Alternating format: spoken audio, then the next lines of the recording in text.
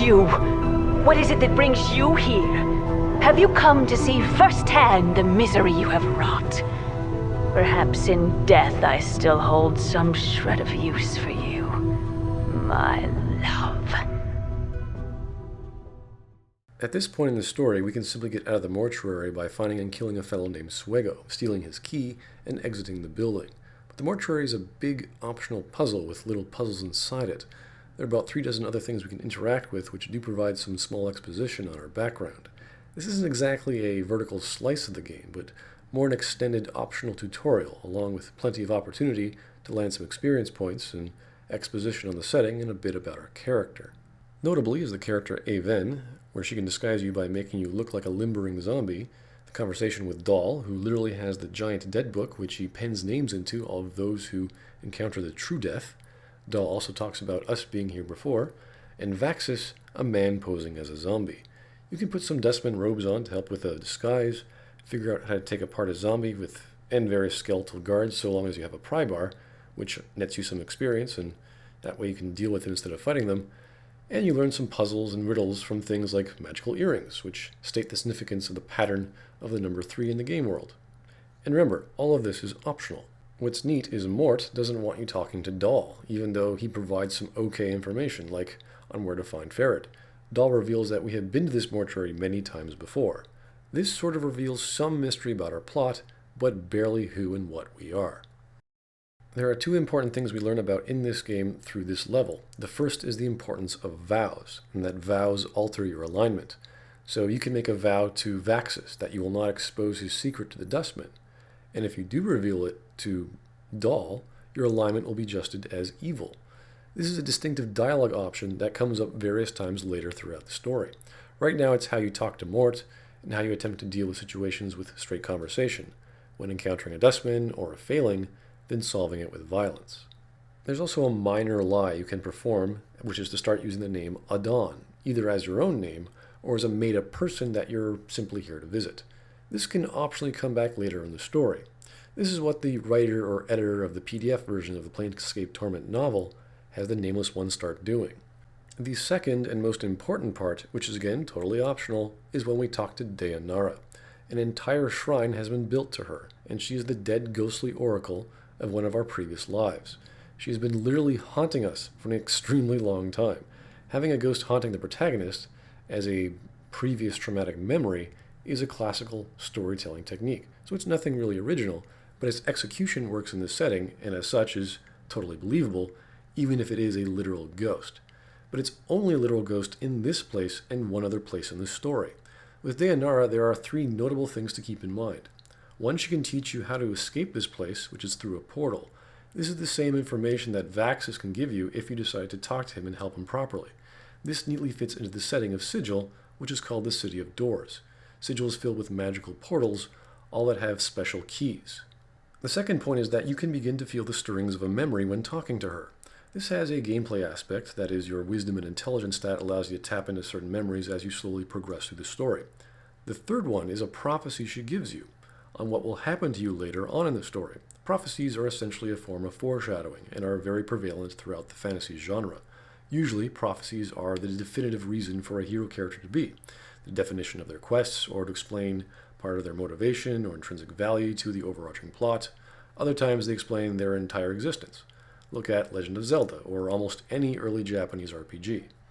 In this case, it's just foreshadowing, and like the optional nature of this level, and almost everything in it, our character in his development doesn't rely on it. This is more a nod of what's to come, and considering the location, will have its own moment of irony once we see this prophecy come to pass. The problem, if you consider it a problem, is you can interpret what Dayanara really means in a number of ways. So to recap, in the first level we learn several things about our plot and our character. Some sort of significance to the number 3. This is a common pattern or symbol within the story world. Using patterns is an advanced form of storytelling which allows a series of characters and events to be connected, usually by one motif. You will see this throughout the story. There are 3 major bosses, 3 incarnations of one of the main villains, 3 character classes, 3 major incarnations of the protagonist, 3 items that have the actual trope name in them.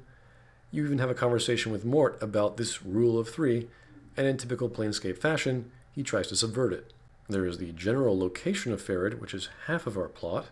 We discover that we have been living multiple lives or incarnations and thus have died, forgotten, and then come back to life in the mortuary multiple times.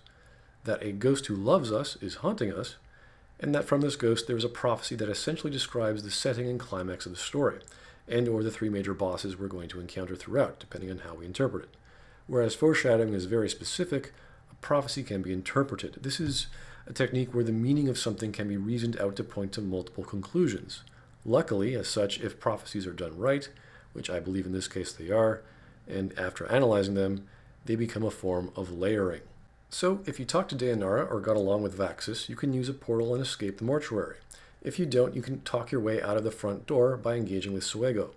However, if that fails, you're forced to fight him. And if you kill him, you take his key to leave, but you essentially have created a plot hole, as we will see later on in the story. And when talking to Vaxis about Suego, he even provides foreshadowing on Suego's possible nature. That may be a form of explaining how Suego can arise from the dead, but it's not really touched upon.